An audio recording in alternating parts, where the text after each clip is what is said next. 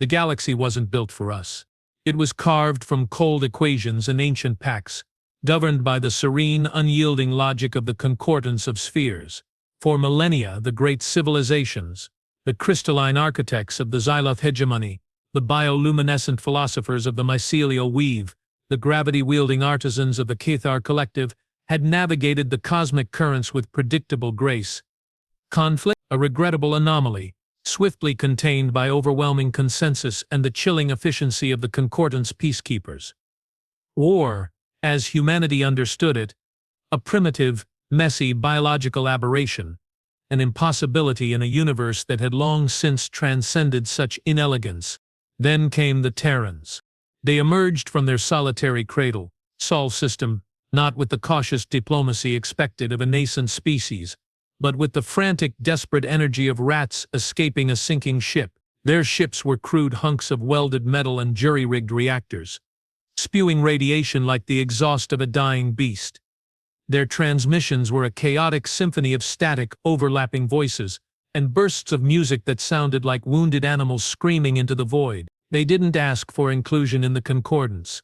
They stumbled into its periphery, wide-eyed, terrified, and radiating an aura of barely contained panic that set every xenolinguist's sensors screaming.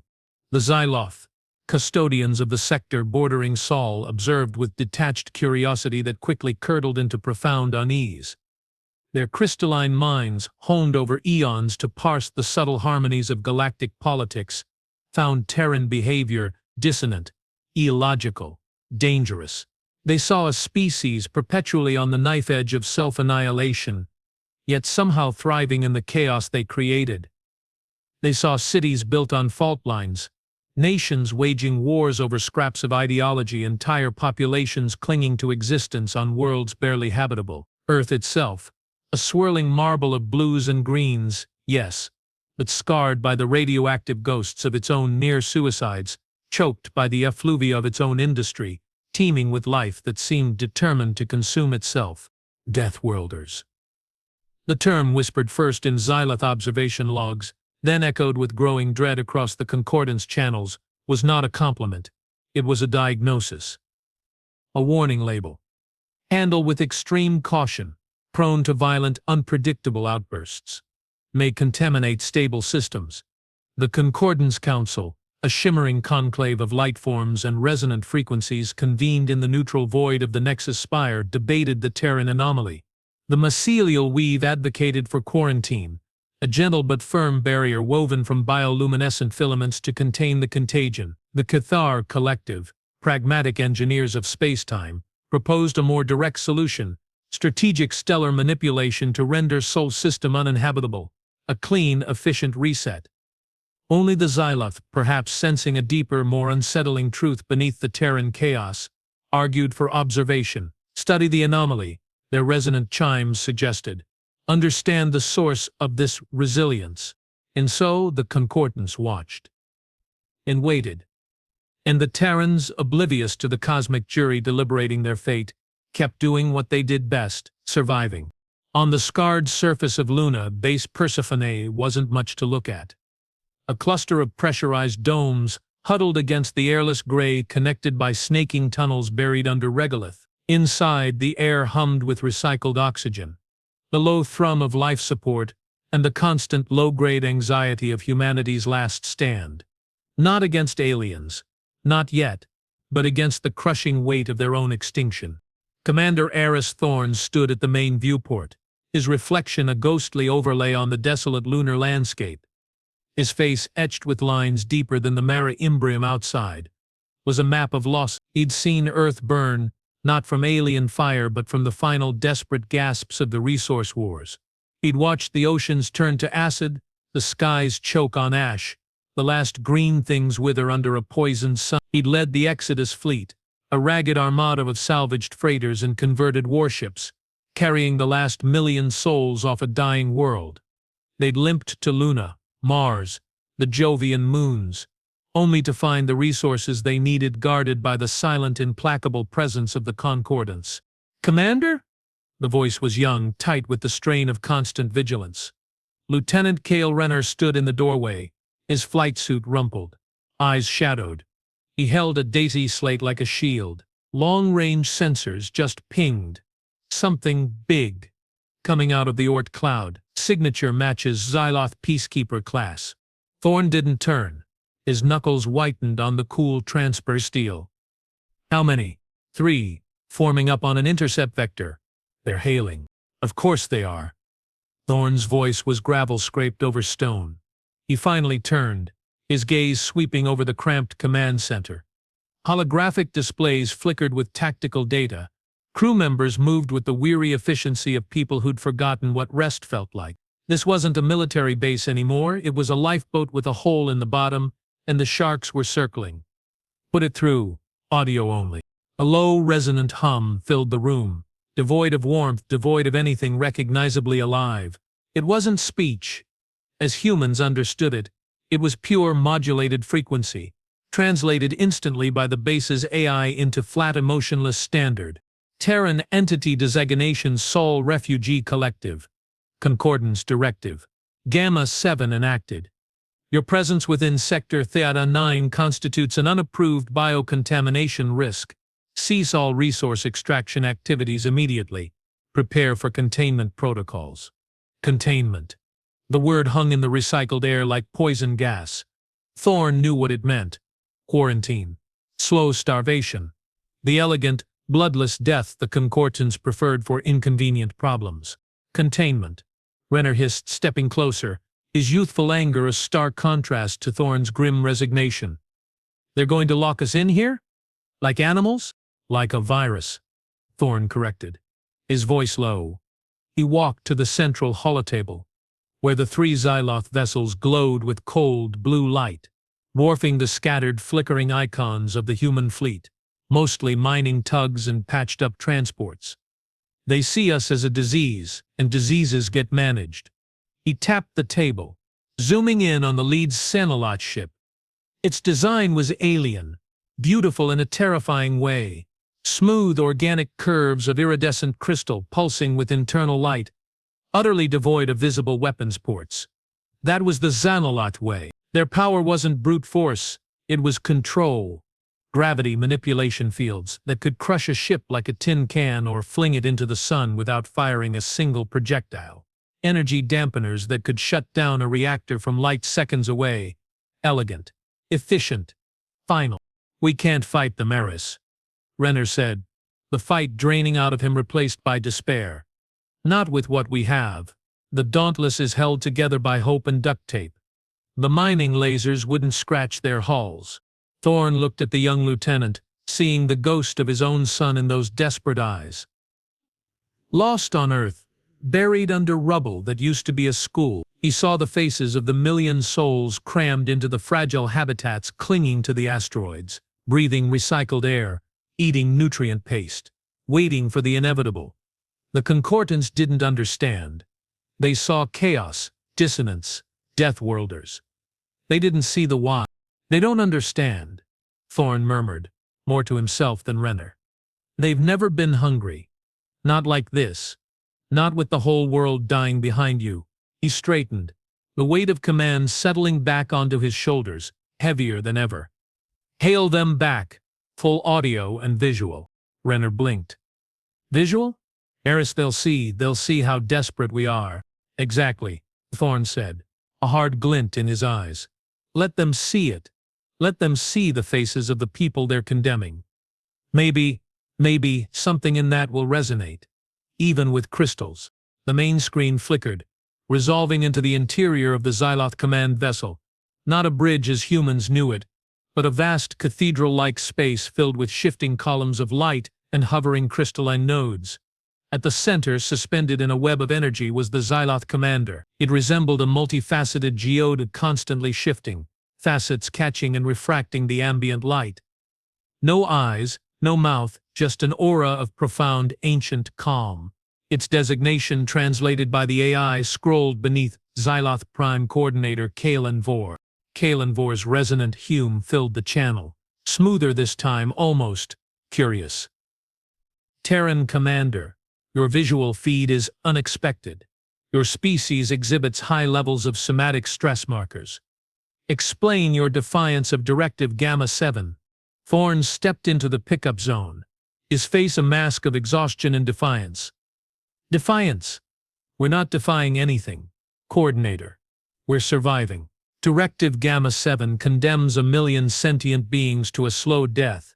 Is that the Concordance's idea of peace? Order built on genocide? Genocide is a crude Terran concept. Kalinvor pulsed, the light within its facets swirling slowly. Containment is preservation, preservation of the galactic equilibrium you threaten. Your history is a chronicle of self-inflicted wounds. Your biology thrives on conflict, on scarcity, on death. You are an anomaly that destabilizes. Containment is the only logical path. Logical? Thorne barked a harsh, humorless laugh. You call watching children starve logical? You call condemning a species to extinction because you find them messy logical. Your logic is a cage, coordinator, and we've spent our entire history breaking cages. Your history proves our assessment, Kalinvor replied, the resonance gaining a colder edge. Your aggression is inherent. Your presence here is an unacceptable risk. Containment protocols will commence in one standard cycle. Resistance is inefficient. The transmission cut abruptly, leaving only the hum of base Persephone's systems and the heavy silence of impending doom. Brenner slumped against a console. One cycle. That's less than 24 hours.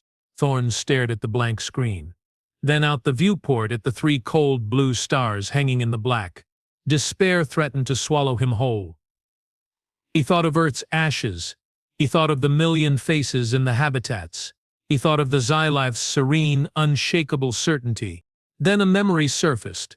Not of war, but of Earth, long before the final collapse. A documentary fragment, playing on a cracked screen in a refugee camp, footage of wolves, lean and desperate, brought to bay by hunters, not fighting with claws and teeth alone but using the terrain, feigning injury, luring the hunters into a ravine where an avalanche buried them all. Brutal, unfair, effective. A slow, dangerous heat began to replace the cold dread in Thorne's chest. The Xylife saw logic. They saw elegant solutions. They saw predictable patterns. They saw Deathworlders chaotic, self-destructive. They didn't see predators. Renner, Thorne said, his voice suddenly sharp, cutting through the despair like a knife. Get me Chief Engineer Vanya Rostova. Now, and patch me through to every ship captain in the fleet.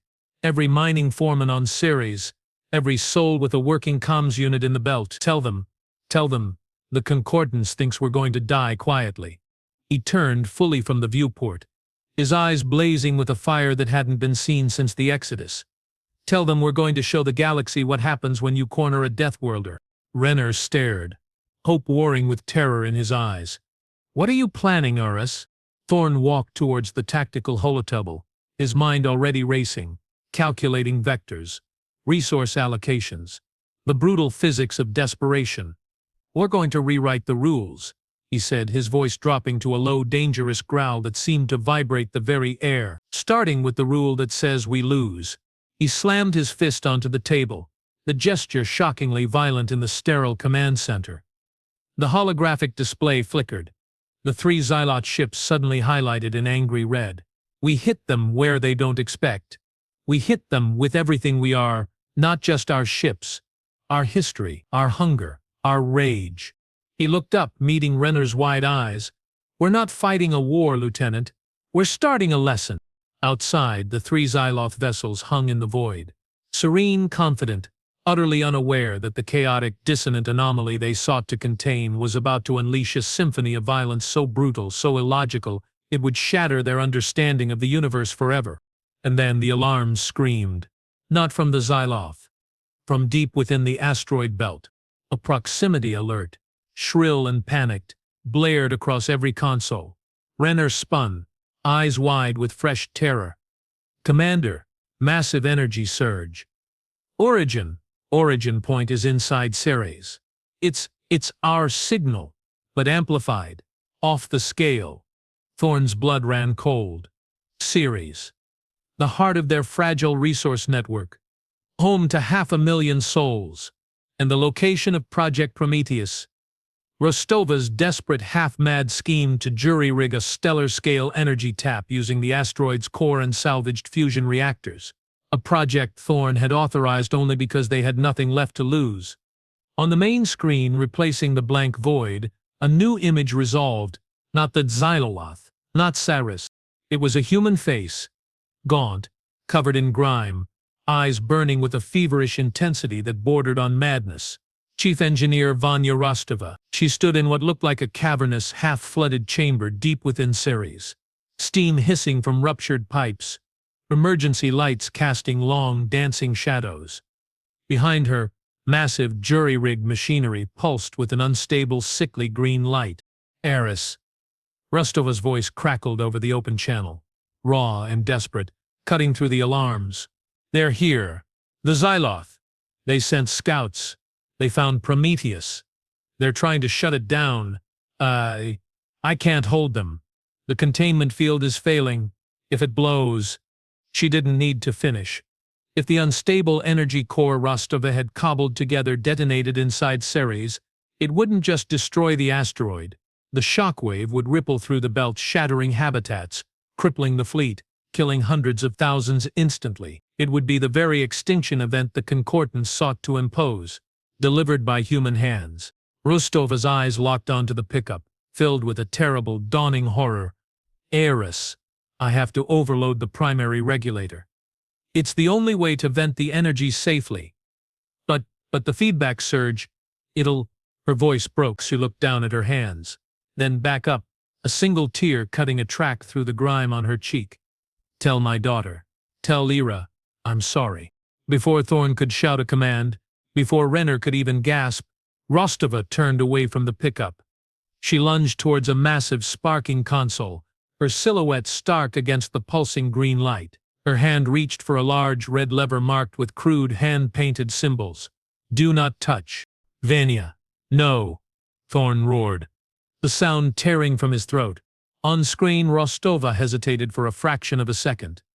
Then, with a final defiant cry that was swallowed by statics, she threw the lever. The image dissolved into blinding white noise. The alarms reached a deafening crescendo. The lights in base Persephone flickered violently, and then silence. Absolute crushing silence. On the tactical display, the icon representing Ceres vanished. The silence after the blast wasn't empty. It was thick with the ghosts of 500,000 souls. It pressed down on base Persephone like a physical weight, heavier than Luna's gravity. The alarms had died, replaced by the hollow hum of failing systems and the choked, ragged breathing of the survivors. On the main screen, where Ceres should have been, there was only expanding debris, a glittering, deadly cloud of rock and ice and frozen atmosphere, illuminated by the distant, uncaring sun. Commander Aris Thorne stood frozen, his hand still outstretched towards the vanished image of Vanya Rostova. The raw, animal sound that had torn from his throat echoed in his own ears, a sound of pure, unadulterated loss. He saw not just the destruction of Ceres, but the face of Rostova's daughter, Lyra, a bright-eyed girl of 8, now an orphan adrift in the ruins of a lifeboat that had just lost its keel. He saw the faces of the miners, the engineers, the families who'd clung to hope in the dark heart of the asteroid, gone, erased by human hands in a desperate act to save them. Commander? Renner's voice was a broken whisper. The young lieutenant looked shattered, his earlier defiance replaced by hollow-eyed shock. The Xyloth scouts, they're gone too, vaporized in the blast wave. Thorne didn't respond. His mind, usually a razor-sharp instrument of command, felt like shattered glass. We did this. We caused this. The Xyloth had merely observed, contained, and humanity, in its frantic scramble to survive, had delivered the killing blow to its own people. The ultimate proof of the Deathworlder curse, chaos begetting chaos, violence consuming itself. Then, a new alert chimed, sharp and insistent. Not an alarm, a priority hail. From the Xyloth flagship. Thorne slowly turned, his face a mask of grief and fury. He gestured for Renner to put it through. The screen flickered, resolving once more into the crystalline cathedral of the Xyloth command vessel. Kaelinvor hovered in its energy web, but the serene calm was gone. The light within its facets churned violently, shifting through agitated hues of crimson and violet. Its resonant hum was jagged, discordant. Terran Commander, it pulsed, the translation carrying an undercurrent of something alien yet unmistakable, shock. Your action. It is incomprehensible. You destroyed your own refuge, your own people. To prevent containment? This is not logic. This is madness. Thorne stepped into the pickup, his voice low, dangerous, stripped bare of everything but raw, bleeding truth. Madness. You call sacrificing your own to deny your enemy a weapon madness. You call choosing how you die, rather than letting your enemy choose for you madness. That wasn't madness, Coordinator. That was humanity. He leaned closer, his eyes burning into the crystalline entity. You wanted proof we were Deathworlders. You got it, but you misunderstood what that means. It doesn't mean we like death. It means we know its taste. We've choked on it. We've buried our children in it. And because of that, because we know its cost, we will do anything to keep it from taking what's left. Even if it means becoming the monster you think we are. Kaelinvor's light pulsed erratically. Your sacrifice, it changes nothing. Directive Gamma 7 stands. The remaining Terran enclaves will be contained. Your demonstration only confirms the extreme risk you pose. Contain us. Thorne laughed. A harsh, broken sound. Look around you, Coordinator. Look at the debris field where Ceres used to be. That's not just rock and ice. That's shrapnel. That's a minefield the size of a small moon. And it's all moving, fast. On trajectories we calculated. He tapped the holotable beside him. Data streams flickered. Vectors, velocities, mass estimates of the largest fragments. You think your elegant gravity fields can deflect that? All of it? While we're shooting at you. He gestured to the scattered, pitiful icons of the human fleet. We don't have big guns, but we have miners. We have engineers who know how to crack asteroids. We have pilots who learned to fly in atmospheres so thick it could choke a dragon. And we have nothing left to lose. He leaned in, his voice dropping to a venomous whisper that seemed to vibrate the very air in the command center. So come and contain us, Kaelinvor. Try to impose your sterile order on this chaos. But remember Ceres. Remember Vanya Rostova. Remember that when a Deathworlder is cornered, the only thing more dangerous than their enemy is their own despair. He cut the transmission himself, the screen going dark. The silence that followed was different now. Not just grief, but a terrible, focused energy. The kind that precedes a storm. Renner, Thorne said, his voice regaining its command edge, though it was rougher, scarred. Signal the fleet. All units. Execute Scorched Sky. Renner swallowed hard, the horror in his eyes slowly hardening into resolve. Aye, Commander. Scorched Sky it is. Scorched Sky wasn't a battle plan. It was a suicide note written in fire and rock. The human fleet, a ragged collection of converted ore haulers, patched up frigates like the Dauntless, and agile mining skiffs, didn't form a traditional battle line. They scattered. They dove into the expanding Ceres debris field, using the chaotic cloud of rock and ice as cover, as camouflage, as weapons. Miners, their faces grim behind visors, used their powerful cutting lasers, not mine, but to nudge massive boulders onto collision courses with the Xyloth vessels. Engineers jury-rigged fusion torches onto cargo pods, turning them into crude, short-range missiles. Pilots, veterans of the resource wars who knew how to fly through canyons of collapsing cities, now flew through canyons of tumbling asteroids, using the debris for cover, launching hit-and-run attacks with whatever they had, kinetic slugs, salvaged point defense lasers, even clouds of abrasive grit fired from mining cannons. The Xyloth peacekeepers, designed for elegant, overwhelming force against predictable foes, were thrown into disarray. Their gravity manipulation fields, meant to gently nudge ships into submission, struggled to cope with the sheer volume and chaotic trajectories of the debris. A field strong enough to deflect a large fragment might inadvertently accelerate a smaller one directly into their own hull. Their energy dampeners, designed to shut down reactors, were useless against kinetic projectiles or the simple, brutal physics of a multi-ton rock hitting at kilometers per second. On the bridge of the Xyloth flagship, Kalenvor observed the chaos with growing dissonance. Its crystalline facets flickered with conflicting data streams. Terran tactics. Illogical. Wasteful. They sacrificed their own vessels, their own lives for minimal tactical gain. They utilize environmental hazards with reckless abandon. This is not warfare. This is entropy given sentience. A subordinate node pulsed nearby, its light anxious. Coordinator, their aggression is escalating. They show no regard for self-preservation. Standard containment protocols are ineffective against such unpredictability. Unpredictability is a flaw, Kalenvor resonated, though the certainty in its tone was fraying. It can be modeled, calculated. It directed a surge of power to the flagship's primary gravity projector, aiming to create a stable corridor through the debris field, a path for the peacekeepers to advance and deliver a decisive, crushing blow. But the humans anticipated it. A cluster of mining skiffs, piloted by crews who knew the belt's gravitational quirks better than their own hearts, darted into the projected corridor just as the field activated. The Xyloth field, designed to gently repel, instead caught the skiffs in its grip. Instead of being pushed away, the skiffs fired their maneuvering thrusters against the field, overloading their own engines in a suicidal burst of acceleration.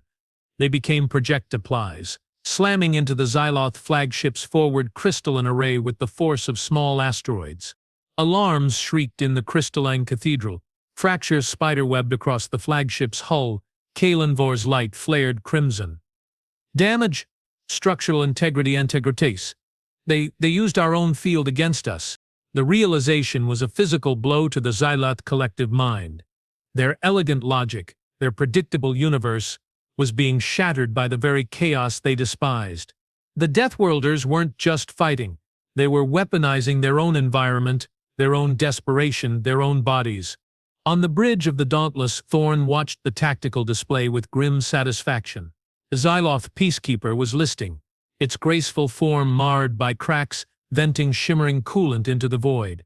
Another was frantically trying to evade a swarm of debris nudged onto its path by human miners. They were bleeding the giants. But the cost was written in blood on his console. Icons representing human ships, the Rockhopper, the Iron Mule, the Stardust Dreamer, winked out one by one. Each loss was a name, a face, a story extinguished. Renner stood beside him, his youthful face now etched with the same lines of command and grief that Thorn bore. He relayed casualty reports in a voice stripped of emotion, but his knuckles were white on the console edge. "Commander," Renner said, his voice tight. "The Dauntless. She's taking hits. Shield harmonics are fluctuating. Engineering reports multiple hull breaches on Deck 4.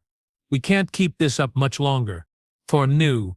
He felt the ship shudder around him, heard the groans of stressed metal. They were winning skirmishes. But the Xyloth still had overwhelming numbers and firepower. They needed an endgame. And he knew where it lay. "Signal the mole," Thorn ordered, his voice hard. "Tell Captain Rostova. Tell Lyra. It's time." Renner's eyes widened in horror. Aris? No, not that. It's monstrous. It's the only thing left that isn't monstrous," Thorn countered, his gaze fixed on the Xyloth flagship now regrouping, its damaged array glowing with renewed angry light.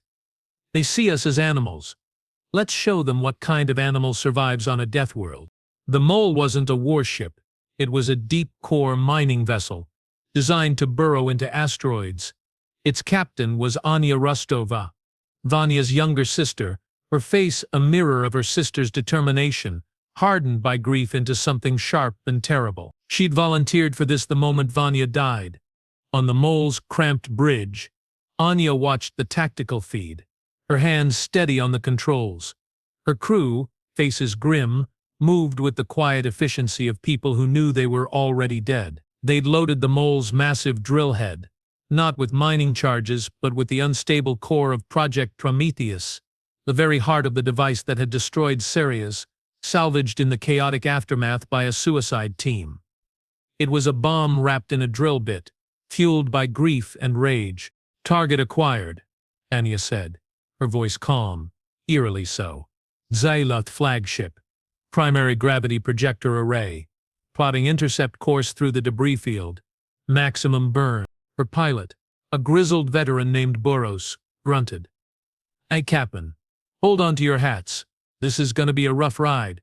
He slammed the thrusters to full, the mole lurching forward, its reinforced hull scraping against tumbling rocks as it dove towards the heart of the Xyloth formation. On the Xyloth flagship, Kalen Vor detected the new threat. A single insignificant human vessel, diving recklessly towards them, ignoring all hails, ignoring all warnings. Its energy signature was wrong, unstable, familiar. That signature, Project Prometheus Core. Kalen Vor pulsed, alarm finally breaking through its crystalline composure. It is armed. They intend to collide. It was the ultimate death whirler tactic. Not just sacrifice, but delivery, using their own vessel as a bullet, carrying the heart of their own destruction as the payload. Utterly illogical, utterly terrifying. Divert all power to forward shields. Activate emergency gravity shear. Kalen Vor commanded, its light blazing white-hot. But the mole was already too close, weaving through the debris with suicidal skill. Boris laughed, a wild, barking sound over the comms. "Eat rock, you shiny bastards." The mole's drill head, glowing with the sickly green light of the unstable core, rammed directly into the fractured gravity projector array. For a heartbeat there was silence. Then the green light exploded. Not a fireball, but a wave of pure, uncontrolled energy, gravitational, thermal, kinetic, erupting from the point of impact. It wasn't just a bomb, it was the unraveling of physics itself, amplified by the Xyloth's own damaged systems. The flagship's crystalline hull didn't just shatter. It disintegrated, dissolving into a cloud of superheated plasma and fractured light. The shock wave rippled outwards, crippling the two remaining peacekeepers, sending them spinning helplessly into the debris field. On the dauntless Thorn and Renner watched the flagship vanish, replaced by a rapidly expanding sphere of destructive energy. Cheers erupted on the bridge, raw and desperate. But Thorn felt no triumph, only the cold weight of the cost. He saw Anya Rostova's face in his mind, another ghost added to the legion. "Signal all units," Thorn ordered, his voice hoarse. "Fall back to defensive positions around the main habitats. Tend to the wounded. Secure the perimeter." He paused, looking at the crippled Xyloth ships, in a prepare for the next wave. Because he knew the Concordance wouldn't accept this. They'd send more, bigger. They'd bring the full might of the Nexus Spire down upon them. This wasn't victory. It was just the first bloody page of a new chapter in the war. Weeks bled into months. The debris field from Ceres became humanity's fortress and tomb. They salvaged what they could from the wreckage. Xyloth technology, human ships, supplies. They patched their habitats, buried their dead in the silent regolith of Luna and the asteroids, and nursed their wounded. The cost of scorched sky was etched into every face. Hollow eyes, haunted expressions, a quiet fury that simmered beneath the surface. Thorn walked the corridors of base Persephone, now expanded with salvaged Xyloth modules that felt cold and alien. He saw children playing amidst the wreckage, their laughter a fragile counterpoint to the ever-present hum of life support and the distant thrum of patrols. He saw engineers like Boros, missing an arm now, teaching kids how to jury-rig air filters from Xyloth scrap. He saw the faces of the Rostova sisters in every determined set of eyes. The Xyloth hadn't returned. Not yet. But their silence was more ominous than any threat. Scouts had been spotted at the edge of the belt, observing, analyzing. The Concordance was learning, adapting. They wouldn't make the same mistakes twice. One evening, Thorn found Renner on the observation deck, staring out at the stars. The young lieutenant looked older, harder. The boyishness burned away. "They're coming back, aren't they?" Renner asked, not turning. "Sooner or later," Thorn replied, joining him at the viewport. "They can't let this stand. We broke their rules. We made chaos win." Renner was silent for a long moment. "Was it worth it, Aris? Seri? Anya? All of them? Did we buy enough time?" Thorn looked at the glittering debris field. the graveyard of 500,000 souls and a Xyloth flagship. Time for what, Kale? To find a new world? The Concordance owns the galaxy. There is no new world for us. We bought time to be human, to choose our own end, to show them that even in the ashes we fight. He put a hand on Renner's shoulder. That's worth everything. Renner nodded, a single tear tracing a path down his cheek, quickly wiped away. Then let them come. We'll be ready. But the Concordance's next move wasn't military. It was diplomatic. A single, unarmed vessel, bearing the neutral sigil of the Nexus Spire, emerged from Theriel at the edge of the belt. It broadcast a simple, clear message. Request parley, peace envoy. Unarmed. Seek dialogue with Terran leadership. Suspicion ran deep. It reeked of a trap, but Thorn knew they couldn't refuse. Not if there was even a sliver of a chance for something other than annihilation. He agreed to meet. The envoy was not Psyloth. It was a representative of the mycelial weave, a being of shifting bioluminescent filaments, resembling a walking, sentient aurora borealis. It called itself Lumen Veil. It spoke through gentle pulses of light and soft, melodic chimes translated into standard. It met Thorn aboard a neutral salvage tug, floating amidst the Ceres debris. Lumen Veil's presence was calming, almost hypnotic, a stark contrast to the Xyloth's cold logic or the Cathar's stark pragmatism. Commander Thorn, it chimed, its light patterns swirling with empathy. The weave, Greaves, or Ceres, or the Xyloth flagship, or the cycle of violence you have unleashed. The Concordance is shaken. Your actions defy all known models of sentient behavior. Thorn remained wary, arms crossed. We're not here to conform to your models, envoy. We're here to survive. Survival need not be perpetual war. Lumen Veil pulsed, its light softening. The weave proposes understanding, a chance to explain your nature, to demonstrate that your Deathworlder resilience is not merely destructive chaos, but something else. Something the Concordance has forgotten. Thorn frowned. Explain, demonstrate how. Lumen Veil extended a tendril of light towards him. The Concordance Council convenes in one standard cycle at the Nexus Spire. A place of pure reason, pure logic. No weapons, no violence permitted. The laws of the Spire are absolute. We propose you attend. Speak for your people. Show them the why behind your actions. Show them the cost of survival on a death world. Thorn's mind raced. The Nexus Spire. The heart of the Concordance. Walking into the lion's den unarmed, surrounded by beings who saw him as a virus, it was suicide. But it was also the only chance to make them understand that humanity wasn't just chaos, it was chaos tempered by sacrifice, by love, by the desperate will to protect what little light remained. He looked at the debris field, at the ghosts of Vanya and Anya Rustova.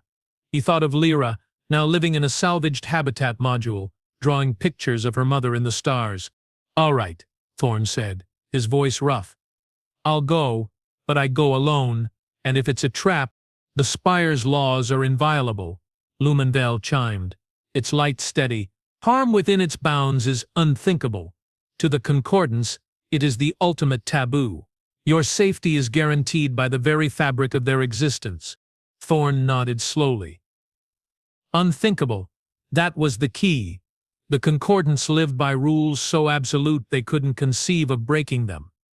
Especially the rule against violence within the Spire. It was their sacred cow. A dangerous idea began to form in Thorn's mind. Not of violence, but of something else. Something that exploited their absolute certainty. Tell the Council, Thorn said, meeting the envoy's luminous gaze. I'll be there, and I'll bring them a lesson they'll never forget. The Nexus Spire wasn't a building. It was a monument to cosmic order. A vast crystalline lattice suspended in the void between stars, humming with the resonant frequencies of 1,000 civilizations. Light flowed through its corridors like liquid, carrying data, energy, the very essence of Concordance law. The air artificially generated for species like Terrans was scented with ozone and something faintly floral, utterly sterile. Thorn stood alone in the Grand Conclave chamber. He felt microscopic. The chamber was a sphere of impossible scale, its walls formed of shifting light that displayed the laws of the concordance in flowing, elegant script. Before him, arranged in a vast amphitheater of light and energy, were the representatives of the great civilizations. The Xylith Prime Coordinator Kalenvor pulsed with cold, watchful light. The Cathar Collective manifested as shifting gravitational lenses. The mycelial weave shimmered like a living nebula. Dozens of others, forms beyond human comprehension, observed him with detached curiosity. Silence reigned. Absolute, profound silence. The hum of the spire itself was the only sound. A resonant chime, deep and authoritative, filled the chamber. It was the voice of the conclave itself.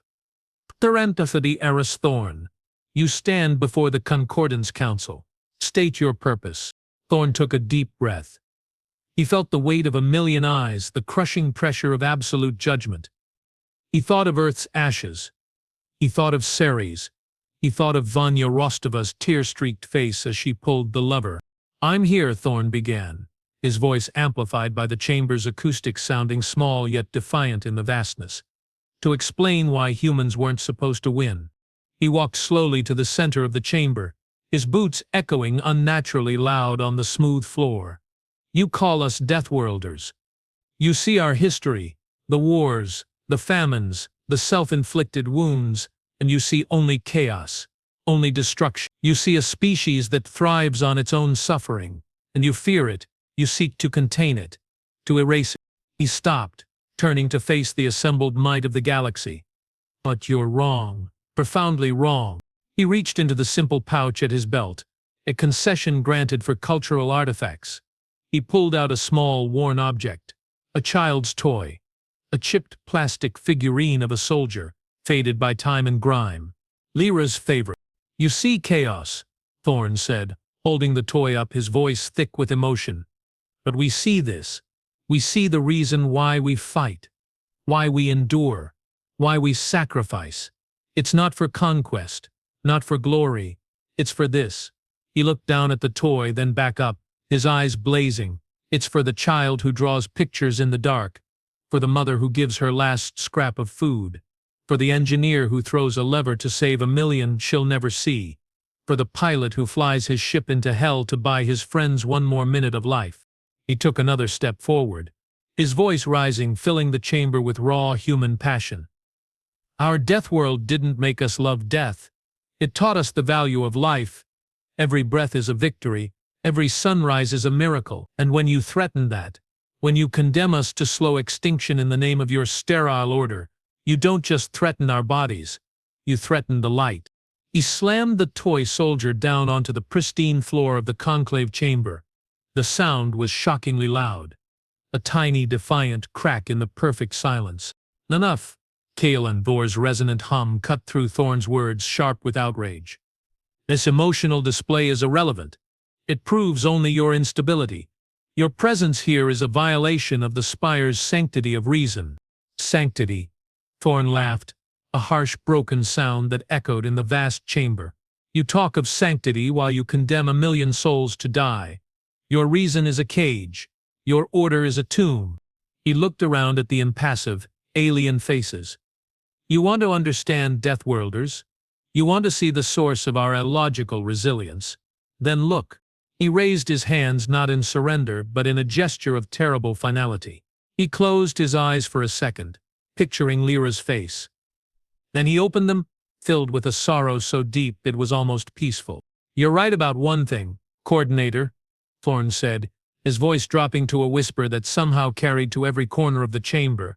Violence within the spire is unthinkable. To you, he took a deep, shuddering breath. But sacrifice. Sacrifice is something else entirely. Before anyone could react, before the Concordance's elegant logic could even process the implication, Eris Thorn did the one thing they could never have predicted. He didn't attack. He didn't reach for a hidden weapon. He simply stopped breathing. He clenched his jaw, held his breath, and let his body go limp. He collapsed onto the pristine floor of the Nexus spire, the chipped toy soldier clutched in his hand, his eyes staring sightlessly at the flowing laws of the Concordance written on the ceiling. Silence. Absolute Stunned silence. The mycelial weave's light flickered erratically. The Cathar lenses wavered. Kalinvor's facets froze, then pulsed with a frantic dissonant crimson. He terminated his own biological functions. A Xylos subordinate node shrieked, its resonance cracking with disbelief. Voluntarily. In the conclave. This is not warfare. This is sacrifice, Lumenval chimed, its light dimming with profound sorrow and dawning, terrible understanding. He showed us, not with weapons, with his life, to prove the value of the life he sought to protect.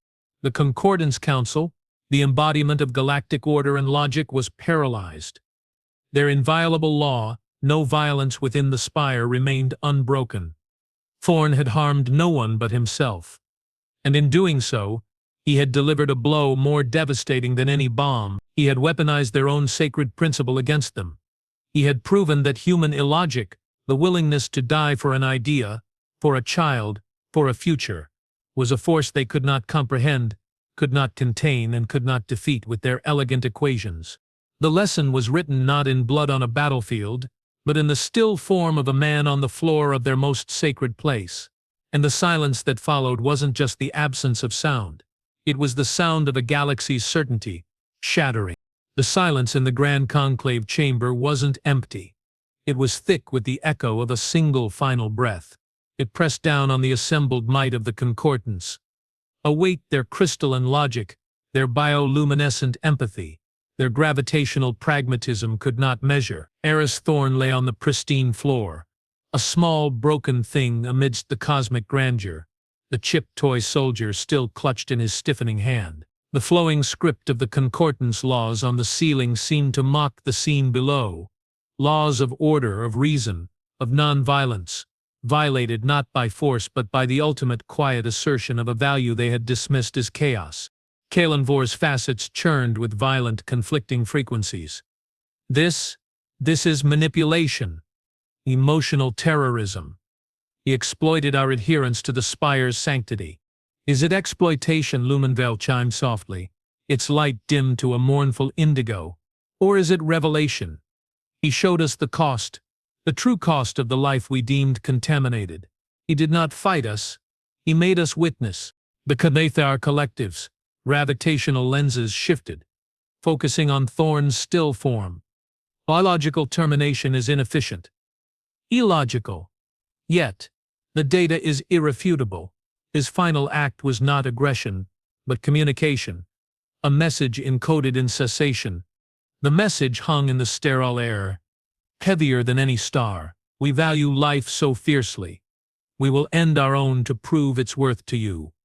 It was a concept that short-circuited the Concordance's core programming. Their entire civilization was built on the premise that survival was the highest imperative, achieved through order and the avoidance of destructive conflict. Thorn had just demonstrated that for humanity, survival without meaning, survival without the chance to protect the light, was worse than death. And he had used their own sacred space, their own unbreakable law as the canvas for his final statement. The conclave remained paralyzed, trapped in a paradox of their own making. To condemn Thorn's act was to condemn the very principle of nonviolence they held sacred. To ignore it was to admit their understanding of sentience was fatally flawed. The Deathworlder anomaly had just rewritten the rules of engagement, not with fire but with silence. Light years away, in the scarred habitats clinging to the Sarah's debris field, the human fleet held its breath. They'd watched the feed from the Nexus Spire until Thorn's collapse. The transmission had cut off abruptly after that, leaving only static and drone. On the bridge of the Dauntless, now patched and reinforced with Xyloth salvage, Lieutenant Kale Renner stood frozen, staring at the blank screen where Thorn's face had been. The raw grief that had threatened to consume him after Ceres, after Anya Rostova, surged back, colder and sharper. He'd lost a mentor, a father figure, the last anchor in their storm-tossed world. "He's gone," Renner whispered, the words tasting like ash. "He walked into their den and they killed him with their silence." Chief Engineer Boris, his cybernetic arm whirring softly, placed a heavy hand on Renner's shoulder. "Aye, lad, but he didn't go empty-handed. He took their certainty with him. Look, He pointed to the long-range sensors. The Xyloth scouts that had been lurking at the edge of the belt were gone, vanished. And the massive energy signatures of a concordance fleet, which had been steadily building at the sector's edge for weeks, had dispersed, not retreated. Dispersed, as if the command structure had dissolved. Render's eyes narrowed. What does it mean? It means, Boris said, a grim smile touching his lips. The old man gave him something to chew on, something their fancy logic boxes can't digest. They're confused, and confused giants make mistakes. Renner looked out the viewport at the glittering graveyard of Ceres, at the fragile lights of the human habitats. Thorn was gone, but his final lesson echoed in the sudden, unnerving quiet of the void. The war wasn't over, but the battlefield had shifted from kinetic strikes and gravity shears to the realm of ideas, and humanity, the masters of desperate illogical gambits, might just have an advantage there. Signal all units, Renner said, his voice finding a new strength, forged in grief but tempered by Thorn's legacy. Stand down from combat alert, but maintain full sensor sweeps, and get me Lyra Rostova. The weeks that followed were a tense, surreal limbo. The Concordance didn't attack. They didn't send envoys. They simply watched, from a greater distance. Their observation drones were more discreet, their sensor sweeps less intrusive. The humans used the time to rebuild, to fortify, to mourn. They buried Thorn's memory alongside Vanya and Anya Rostova, not in the regolith, but in the heart of their community. Lyra Rostova, now under Renner's unofficial guardianship, became a symbol the child Thorn had died to protect, the living embodiment of the light he'd spoken of. Renner, stepping into Thorn's role with a gravity that belied his years, focused on something Thorn had hinted at but never had time to implement: demonstration, not of violence, but of life. They broadcasted not just static and music but carefully curated data streams, footage of children learning in salvaged classrooms, engineers laughing as they jury-rigged a new hydroponics bay from Xyloth scrap, musicians playing haunting melodies on instruments cobbled from ship parts. They showed the cost of their survival, the memorial walls, the empty bunks, the quiet moments of grief, but also the resilience, the stubborn, illogical refusal to let the light go out. The Concordance watched. And slowly, almost imperceptibly, their stance began to shift. The mycelial weave increased its discrete data exchanges, sharing non-critical information about stable asteroid compositions, safe radiation zone. The Cathar Collective, ever pragmatic, began analyzing the human jury-rigging techniques with detached fascination, occasionally accidentally leaving behind salvageable tech fragments on derelict probes. Even the Xyloth observed with less coldness, more curiosity. Kalanvor's reports to the conclave began to include phrases like adaptive social cohesion under extreme duress and non-linear problem-solving exhibiting emergent properties. The Deathworlders weren't just surviving. They were building in the ashes, with blood and tears and salvaged dreams. And it was fascinating. The true test came not from the Concordance, but from within. A faction of hardliners, primarily from the Cathar Collective, and a splinter group of Xyloth traditionalists, grew impatient with the sentimental stagnation. They argued that the Terran demonstration was a ruse, a delaying tactic while they rebuilt their military strength. They pushed for a final solution, a coordinated strike using newly developed resonance weapons, designed to disrupt human neural patterns, inducing permanent catatonia without physical destruction. Clean, efficient, orderly. The proposal reached the conclave. The debate was fierce, conducted in resonant frequencies and gravitational pulses that shook the very lattice of the spire. Kalanvor, surprisingly, argued against the Terran entity. Thorn demonstrated a variable we cannot quantify: the willingness to embrace cessation as communication. A strike now, after their demonstration of community, would validate their core assertion that we value order over life. It would make us the monsters they feared. Lumenval chimed in, its light pulsing with urgency. To attack them now after they have shown us their light would be to extinguish it ourselves. Is that the legacy of the Concordance? To be the darkness that fears the candle. The vote was close, but the memory of thorns still form on the spire floor, the image of the chipped toy soldier, the data streams showing children learning amidst the wreckage. It tipped the balance. The strike proposal was rejected. Barely. The hardliners didn't accept defeat gracefully. They went rogue. The attack came without warning. Not from the Concordance fleet, but from 3 modified Kettar vessels, stripped of identifying sigils, their resonance weapons humming with lethal intent. They bypassed the outer patrols, using gravitational lensing to mask their approach, aiming directly for the heart of the human enclave, the cluster of habitats housing the children, the schools, the medical bays. Renner was on the dauntless bridge when the alarms screamed. Not the proximity alerts of debris, but the shrill, specific tone of neural disruption fields powering up. Cathar signatures, 3 of them, bearing 090, they're targeting the nursery cluster. The sensor officer's voice was raw with panic. Renner's blood ran cold. The children, Ludra, Thorn's sacrifice. All of it about to be erased by a cowardly strike in the Concordance's name. Scramble all fighters. Redirect mining lasers. Oros, can we overload the main reactor? Give me a shockwave. Renner barked, his mind racing. But it was too late. The Kettar ships were already in position, their weapons charging, a visible distortion in space around them. Then something impossible happened. From the direction of the Nexus spire, a new energy signature bloomed. Not Kettar, not Silath. Concordance. But not the standard Peacekeeper configuration.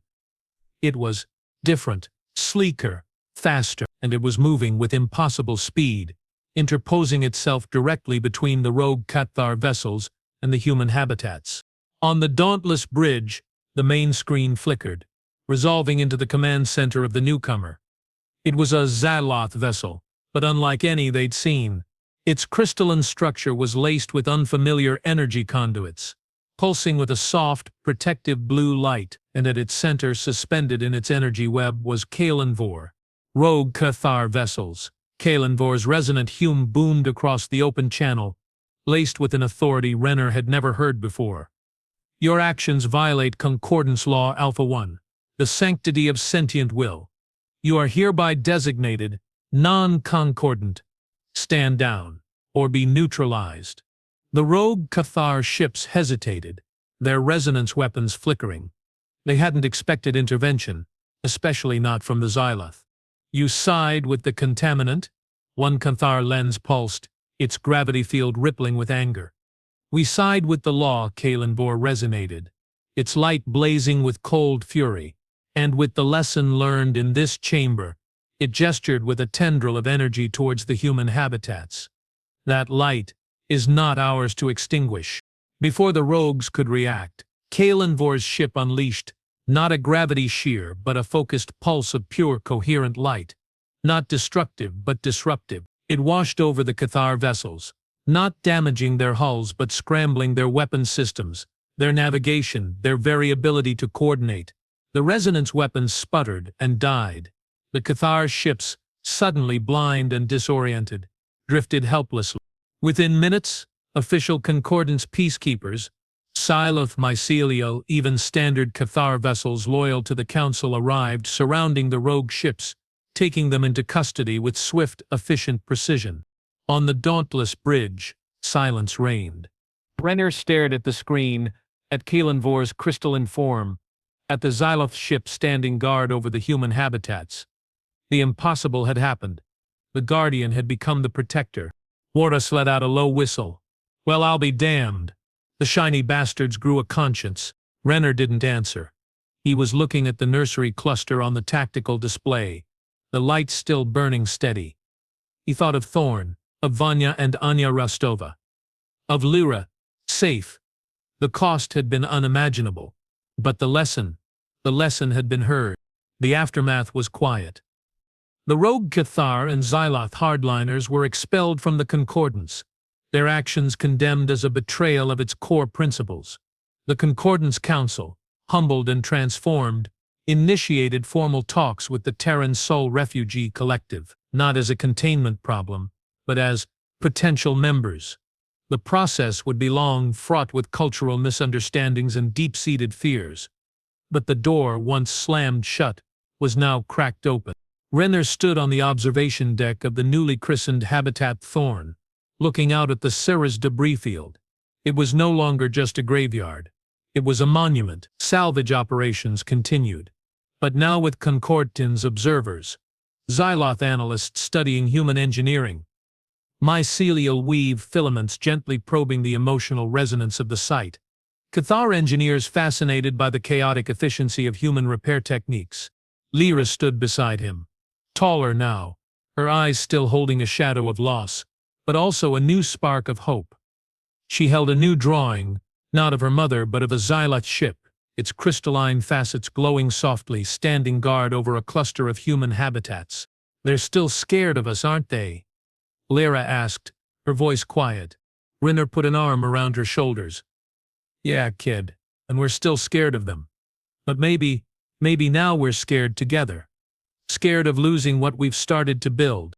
He looked up at the stars, no longer just points of light in a hostile void, but potential waypoints.